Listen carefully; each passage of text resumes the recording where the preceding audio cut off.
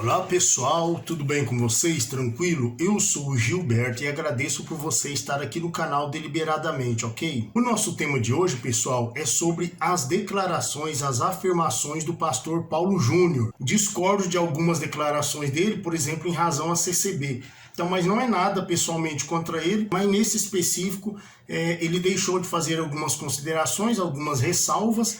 Eu vendo os vídeos dele e achei por dever meu fazer esse vídeo resposta, fazendo algumas considerações que ele deixou de fazer. Ele que é um homem muito entendido, um pregador, e as suas palestras têm alcançado muitas pessoas, eu inclusive vejo muitos seus vídeos.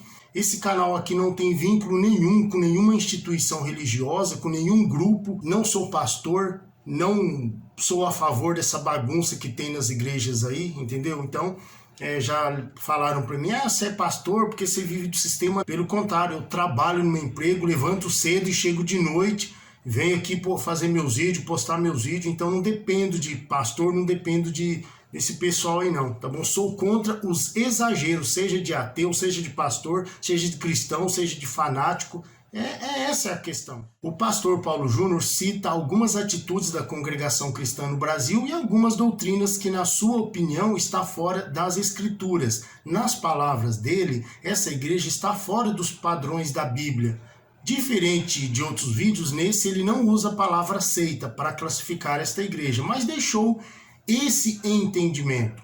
Eu vou replicar aqui exatamente o que ele falou, e depois nós vamos analisar e ver se de fato a sua concepção está certa ou não. Sempre que viajo para pregar em outras cidades ou estados do país, muitos membros da congregação cristã do Brasil comparecem para assistir a mensagem e ao término dela me procuram para fazer perguntas. Primeiro, ele diz que muitos membros da CCB mandam mensagem para ele fazendo diversas perguntas, que por onde ele prega, onde ele anda, falando das suas mensagens, falando de Deus, os membros da CCB assistem as suas palestras, suas pregações, depois vão indagá-lo a respeito de alguns assuntos. Primeiro, ele não esclarece, mas não existe só uma congregação cristã no Brasil, embora ele deixe o entendimento que é dessa lá do Brás, que surgiu em 1910, mas ele fala de membros da CCB.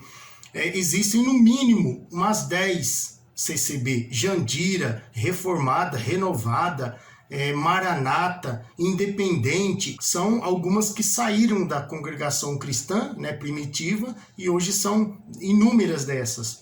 Pode ser que alguns desses membros tenham perguntado, sim. Eu acredito que os membros da CCB não vão estar perguntando isso. Eu acredito que não, mas pode ser que alguns perguntem. Bom, eu gastaria muito tempo para falar dos equívocos da congregação cristã do Brasil. Percebe-se que aqui ele está sendo comedido e educado. Tem críticos por aí que não medem as palavras, não. Falam o que vem na boca. Por exemplo, o Carlos Reinhardt é um deles.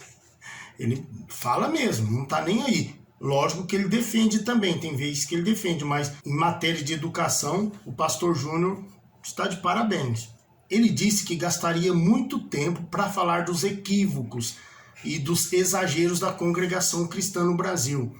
Mas ele não disse que gastaria 1 minuto só para falar dos benefícios que a congregação trouxe para os brasileiros, para as pessoas, aos cristãos de uma forma geral. O uso do véu por parte das mulheres.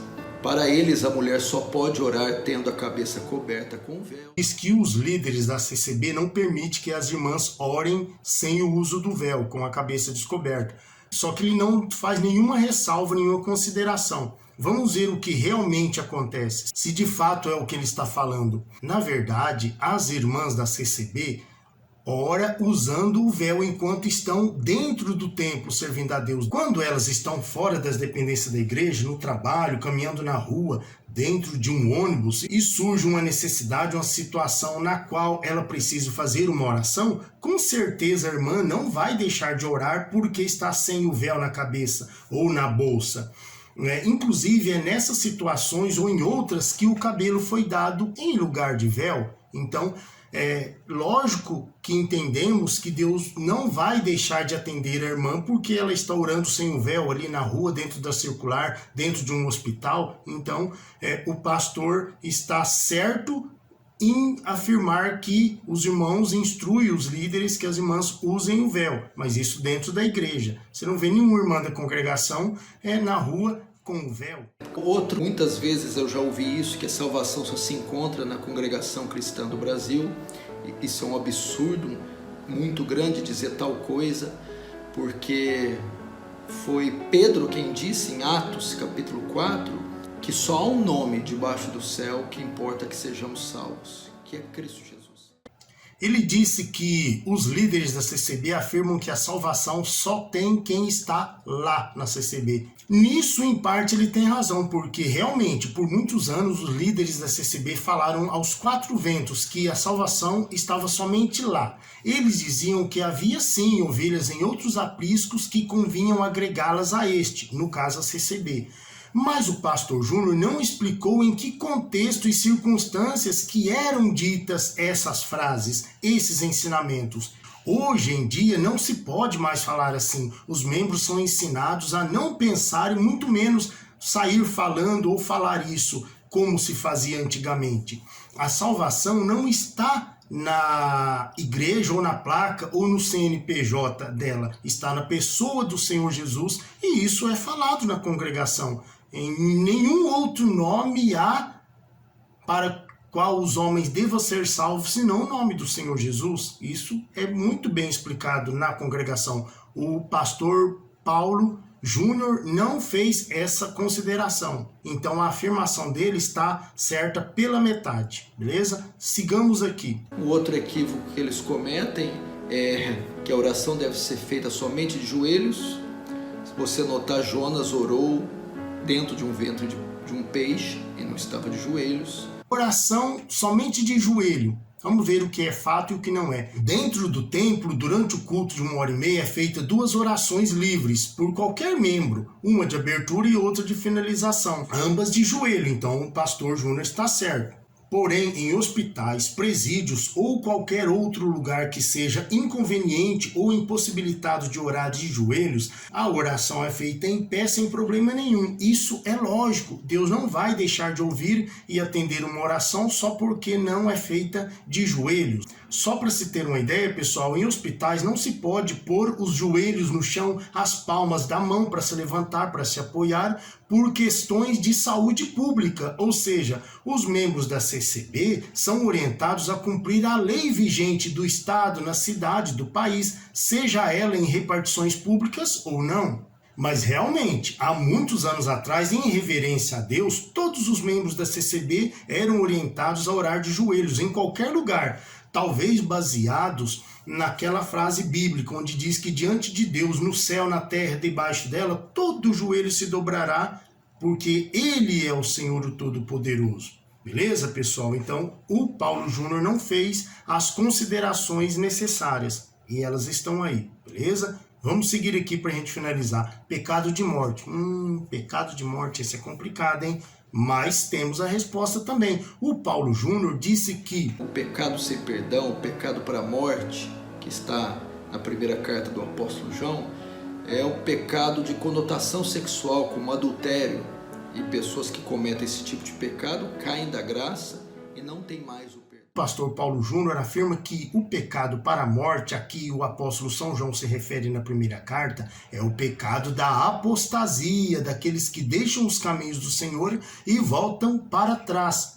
É óbvio que aquele pecado para a morte que João está citando na sua primeira carta, ele está falando da apostasia, do abandono total da fé. Ora, não é preciso muito esforço para a gente entender que qualquer um que se deita com outro ou com outra fora do casamento está voltando para trás, está se apostatando da fé, porque ele não só pensou como maquinou aquilo, como fez aquilo com o corpo, ou seja, mas o pecado, alguém vai dizer assim, mas o pecado que não tem perdão é a blasfêmia contra o Espírito Santo. Todo pecado tem perdão, só esse que não. Da blasfêmia contra o Espírito Santo. Esse é o pecado para a morte. Não há pecado que o Senhor não perdoe. Todos os pecados são passivos do perdão de Deus. Vejamos bem, pessoal. Se o camarada, uma outra pessoa, isso não é pior do que uma blasfêmia? Ele não só blasfemou contra o Espírito Santo, ele destruiu a morada do Espírito Santo. Ora, onde o Espírito vai viver se ele destruiu? Então, isso não seria pior do que qualquer pronúncia de blasfêmia? Mas cada um tem um entendimento. Inclusive aqui ele cita o rei Davi. Ah, mas o rei Davi pecou. Ele foi lá, cobiçou a Batseba, amou-a, mandou Urias na frente do exército para ser morto, e mesmo assim Deus perdoou. Davi tinha um coração segundo o coração de Deus, não é verdade? Se for este o caso, como fica Davi, que além de adultério cometeu um crime hediondo, projetando todo o assassinato de Urias? Sim, é verdade, pastor Paulo Júnior. Só que você não conta para o povo, não explica as consequências do pecado do rei. O que esse homem sofreu para poder ser perdoado por Deus? Para começar, a criancinha, resumindo rapidinho, a criancinha morreu depois de 11 dias de jejum e choro e lamento. A criancinha faleceu. Depois a filha dele, chamada Tamar, foi abusada pelo próprio irmão dela, filho do rei Davi, o Aminon. Ele cometeu incesto com ela, cometeu esse crime hediondo. O irmão dela, chamado Absalão, matou o Amnon, vingou contra a irmã dele, a Tamar. Depois, esse Absalão tomou uma das mulheres do rei, se revoltou contra o rei, armou um exército e queria destronar o rei Davi. Aí o Joabe, sobrinho dele, que era chefe do exército, promoveu uma guerra, mesmo que contra o gosto do Davi, matou o Absalão, que ele ficou preso lá no Carvalho, lembra? E ele fala no Salmo 125 que os inimigos dele parecia areia entre os dentes, sabe aquela areia assim que o homem sofreu demais, mas tinha sim, porque ele se humilhava na presença de Deus já por conta do que ele sofria. Então ele estava sempre nos pés de Deus, mas tinha sangue nas mãos, não pôde concluir o templo, levantar, fazer, construir o templo em Jerusalém. Precisou o Salomão, filho dele. Precisou mandar o Salomão matar o Adonias, que era filho dele, porque ele queria ficar com a Abisag, Lembra aquela moça virgem e tal, para esquentar o rei Davi? Então, mas realmente Davi tinha um coração segundo o coração de Deus. Por quê? Porque ele se arrependia do pecado cometido e o coração dele era sincero. Então, o pastor não contou um pouquinho das consequências. Então, não é só comparar que o rei Davi foi perdoado e tal. Aí dá a impressão que fica fácil. Então vou, e depois, mas não é bem assim. Sobre os estudos das escrituras, o pastor diz que os líderes da CCB desprezam a palavra forte, contundente, o desprezo. Então ele diz que esses líderes desprezam os estudos da Bíblia e diz ainda que os líderes trazem uma suposta revelação aos membros e não o conteúdo bíblico. Desprezo que eles têm pelo estudo das Escrituras. Geralmente os seus líderes, os seus anciãos, não prezam pelo estudo sistemático da Escritura. Vamos lá, vamos ver se isso é verdade. Desprezo, como disse, é uma palavra muito forte e não se encaixa naquilo que ele fala. Na CCB, o que acontece mesmo é que os seus líderes ensinam que somente a Bíblia Sagrada deve servir de parâmetro como regra de fé, doutrina e justiça, e qualquer outra mensagem ou profecia que não seja a própria Bíblia não tem crédito, não tem valor na congregação cristã. E quando o cooperador traz a dita revelação que o pastor Paulo Júnior fala, ele abre a Bíblia, faz a leitura e depois sim é pregada essa mensagem. E isso é regra, pessoal. Em todas as congregações cristãs no Brasil e no mundo, onde ela está, é regra, é padrão. Abre a Bíblia, por mais que o pastor tenha tido uma revelação ali na comunhão, ele nunca vai chegar e falar a esmo, Deus não revelou isso. Não. O que ele sentiu no coração, na comunhão ali, na mente dele, tem que bater com a Bíblia. Então ele vai lá na Bíblia e lê a palavra de Deus e exorta em cima daquilo ali. Então o pastor Paulo Júnior fez uma afirmação tendenciosa e parcial. Então não é válida 100%. Beleza? Beleza, Paulo Júnior? Vamos seguir aqui para a gente terminar, para a gente finalizar. Agora, Ele tem razão em dizer que a congregação não incentiva os membros a ler a Bíblia. No passado era mesmo assim. Os irmãos não tinham essa cultura de incentivar os membros a ler a Bíblia, porque ela é a palavra de Deus, mas se você não tiver uma hermenêutica, um estudo, uma exegese, alguma coisa assim mais detalhada, então você pode se confundir, e texto fora de contexto é heresia. Não é isso que nós aprendemos? Texto fora de contexto é pretexto para heresias, essa coisa toda. Então, se você não tem condições de ler ali, então não adianta querer ficar fazendo estudos. Agora, hoje em dia as pessoas fazem isso, as outras denominações geralmente já faziam isso. Esse é o lado, digamos, ruim. Mas hoje os irmãos da congregação já incentivam sim os membros por conta já de todas as informações, toda a tecnologia que há, e as pessoas fazem perguntas. Então, os irmãos já leem a Bíblia, estudam a Bíblia, os membros estão também começando a fazer isso. E por fim, um aspecto fundamental que determina se uma igreja é bíblica ou não: o conhecimento que ela tem do Evangelho de Cristo. E me parece que a congregação cristã do Brasil tem pouquíssimo ou nenhum conhecimento do Evangelho da graça de Cristo.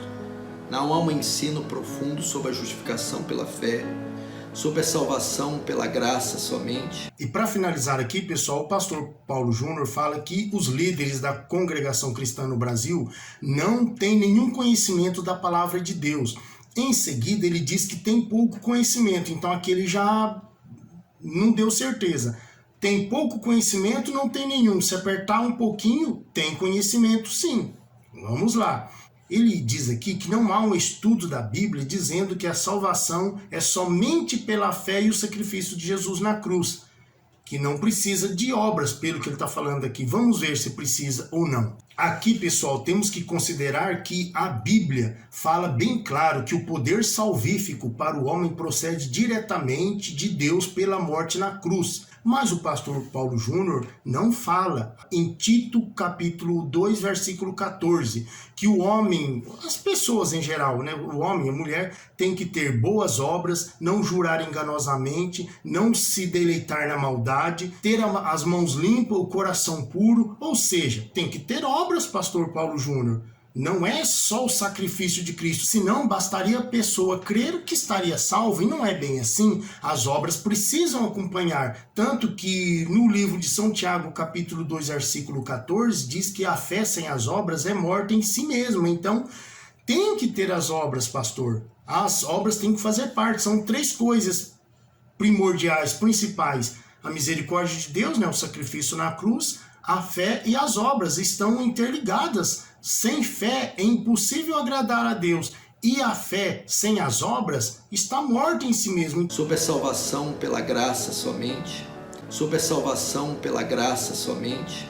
E se você tiver fé e não praticar, e não fazer a sua parte, tudo será perdido, tudo será em vão. Beleza, pastor Paulo Júnior? O que eu digo é que realmente é um caro servo de Deus, mas nesse caso, não sei se é porque os irmãos da CCB não costumam convidá-lo, ou seja, não convida ninguém para pregar na CCB. Ela é sim, nesse ponto de vista, exclusivista, né? Ela não tem essa liberdade com as outras e nem permite a liberdade para as outras. Nisso ele tem razão, mas é o jeito de cada um, a doutrina de cada igreja. Se a congregação aceitasse tudo isso, certamente ia ter pessoa que ia falar: ela era isso, agora aceita. Então, sempre vão falar, sempre alguém vai ter o que falar. Beleza, pessoal? Então o vídeo nosso de hoje era isso, tá aí as minhas considerações que o pastor Júnior não fez. Ele fala em parte, ele tem razão, mas não faz as ressalvas necessárias. E eu fiz nesse vídeo. Deixa aqui o que você acha de tudo isso, me deixa uma sugestão de vídeo e se inscreva no canal no Deliberadamente, ok, pessoal? E já te convido para o nosso próximo vídeo aqui do canal Deliberadamente, ok? A todos vocês, como sempre, meu muito obrigado.